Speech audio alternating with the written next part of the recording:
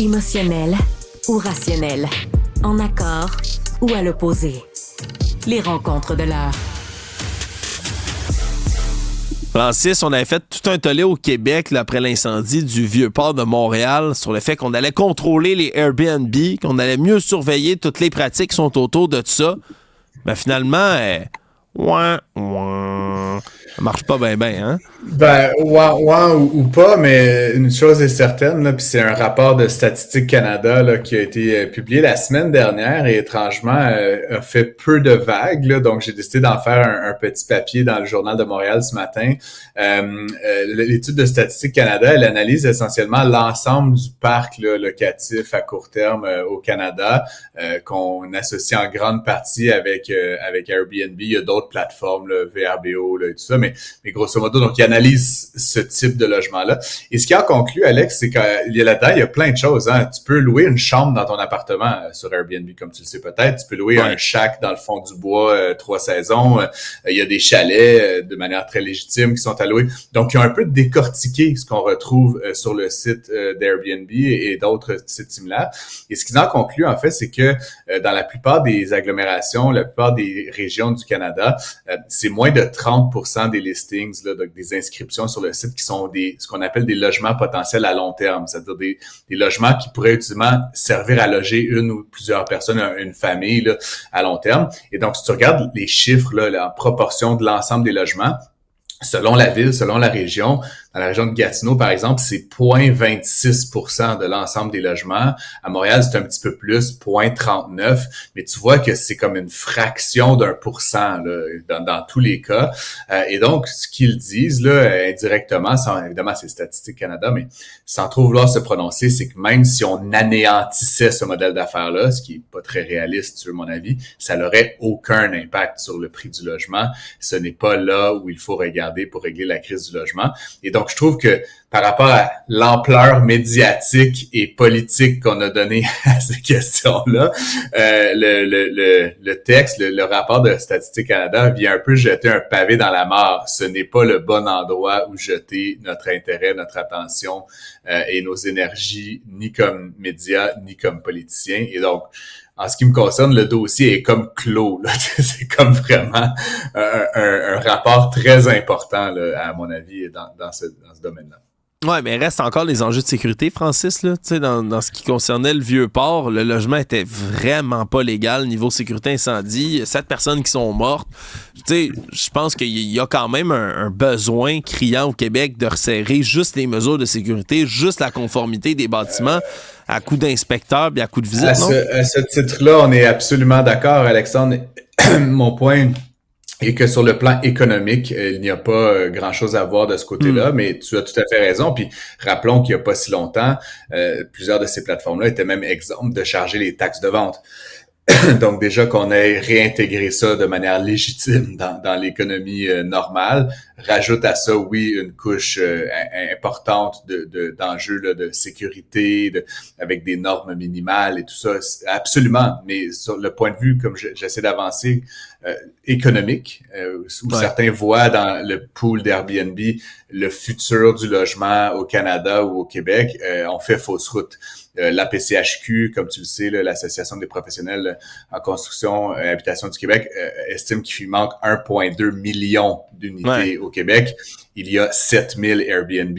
Donc, go, mais il faut construire 200 000 logements par année, même si demain matin, on faisait les 7000 Airbnb, déjà, on priverait certains touristes là, de logements, mais ça ne serait qu'une toute petite fraction d'une année de construction pour mettre fin à la crise du logement. Donc, c'est vraiment pas là où il faut jeter la majorité de nos énergies et de notre dévolu.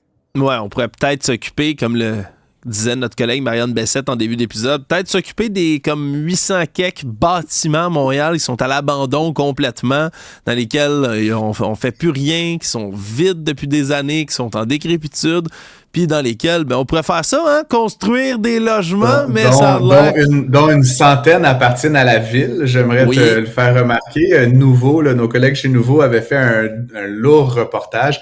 La ville s'est prévalue d'un droit là, qui a été octroyé par Québec il y a 2 ans environ. On appelle le droit de préemption, pardon. Donc, quand un logement est mis à vendre, un immeuble, là, elle peut l'acheter avant même qu'il y ait quelconque forme de marché là, mise en place. Elle, en principe, devrait convertir ça en logement ou d'autres, mais apparemment, il y a une centaine de ces immeubles qui sont carrément, comme tu le disais, laissés à l'abandon, alors qu'il y aurait possiblement des développeurs et des promoteurs immobiliers qui, en quelques mois ou 1 an, seraient capables de transformer ça en logement. Bien sûr, ça serait la méchante entreprise privée puis les méchants développeurs, mais à terme, ça ferait quand même des logements sur le marché qui, aujourd'hui, ne sont tout simplement pas là. C'est une bonne piste, je te dirais, Alex, pour commencer, plutôt que de faire la petite guéguerre au Airbnb. Ouais, surtout qu'il y a des bâtiments comme ça qui sont, là, il y en a un tout près d'ici, là, coin Saint-Timothée, Ontario, si je ne m'abuse, là, qui est en abandon depuis quoi, au-dessus de 10 ans, 15 ans? Je veux dire, maintenant, voilà. Il est temps de rénover des bâtisses comme ça qui sont situées dans un quartier qui va être populaire, là. Go, go, go, go, go. À la place, on reste assis sur notre steak, puis on attend, puis peut-être que maintenant, on va commencer les longues démarches pour éventuellement, dans un futur rapproché, peut-être, éventuellement, construire quelque chose. Bon. Ça viendra. Ne perdons pas espoir, Alex. Ne perdons pas espoir, tu as bien raison là-dessus, Francis. Et parlant de ne pas perdre espoir et d'être optimiste, une étude de Desjardins qui l'est pas mal. Oui, ben quand même surprenant. Une étude qui est parue hier, j'en ai parlé un peu, mais une étude donc publiée, comme tu disais, par le Mouvement Desjardins et l'une de ses économistes principales là, qui a fait un peu la tournée des médias hier pour un peu dire que selon ses meilleures estimations, l'économie du Québec serait en voie là, d'avoir un très bon dernier trimestre 2024 et même là, renouerait avec une bonne croissance. Plusieurs indicateurs sont mis de l'avant là, par Hélène Bégin, cette économiste, notamment la recrudescence dans les mises en chantier. On parlait de logement à l'instant. Ben, tu sais, à Montréal et dans d'autres régions du Québec, on a vu des augmentations, là, dans certains cas, jusqu'à 100% par rapport à l'année dernière. Il faut dire qu'on était à des niveaux très, très bas, Alex, mais au moins, ça va dans la bonne direction. Les ventes de voitures neuves aussi sont reparties à la hausse. On sait évidemment que le taux directeur qui est dans une trajectoire baissière là, va avoir certainement un impact intéressant sur l'investissement des entreprises, sur la consommation, sur l'investissement des ménages. Donc, tout ça, ce sont de bonnes nouvelles. Et donc, Desjardins là, nous lance cette information-là un peu comme une bonne nouvelle du mois d'août, là, j'aurais envie de dire, là, au retour des vacances de la construction. Là, ça fait plaisir à entendre. Oui, absolument. Là, surtout quand on a plein de mauvaises nouvelles économiques de suite à peu près. Ça, d'en avoir une bonne, ça fait pas mal du bien. Une autre, par contre, moins bonne nouvelle, c'est du côté d'une entreprise québécoise, LeatherTech, qui est dans l'eau chaude en ce moment. Ouais, ben c'est une entreprise de Montréal qui est une entreprise là, quand même assez hautement technologique. Elle avait fait son entrée en bourse il y a quelques mois, puis clairement là, rien ne va plus, j'aurais envie de dire. L'entreprise avait fait son entrée en bourse à initialement, je pense, un prix d'autour de 10$. Instantanément, lors de son entrée en bourse, elle a perdu la moitié de sa valeur. Donc ça, c'est généralement pas super bon indicateur. S'est retrouvé en territoire là, pendant quelques semaines autour de 5$ l'action.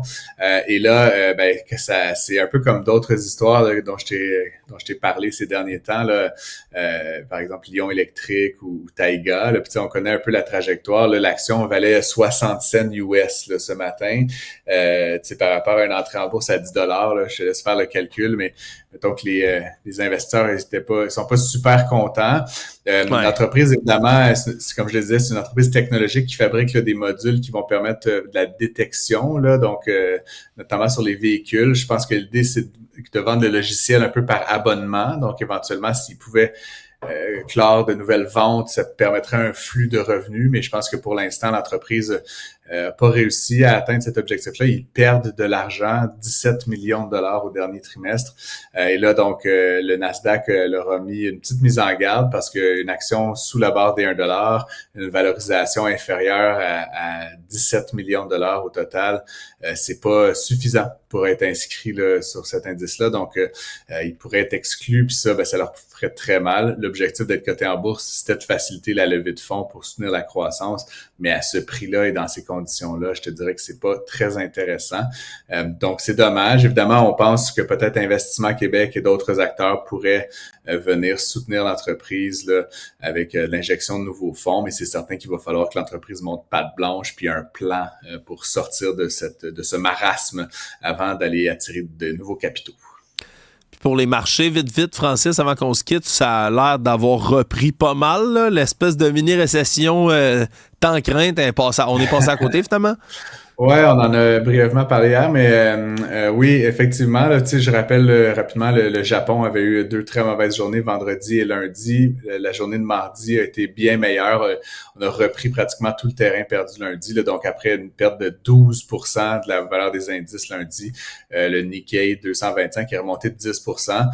Chez nous, là, bon, le Canada, c'était un peu une journée mitigée, légèrement baissière, là, mais les indices américains qui étaient ouverts lundi, là, eux ont repris une grande partie du terrain qui avait été laissé. Donc, il y a moins... C'est sûr que quand jour après jour, ça baisse, là, il peut y avoir un petit vent de panique, mais là, on est plutôt dans cette espèce d'antici habituel là, où ça monte, ça monte, ça baisse, ça monte, ça baisse. Donc, je pense qu'il y a eu une correction là, lors de la dernière semaine, mais on semble s'être retrouvé un nouveau point d'équilibre sur les marchés ces derniers jours. Bon, ben, je suis bien content de l'entendre. Francis Gosselin, un gros merci. Ça fait plaisir.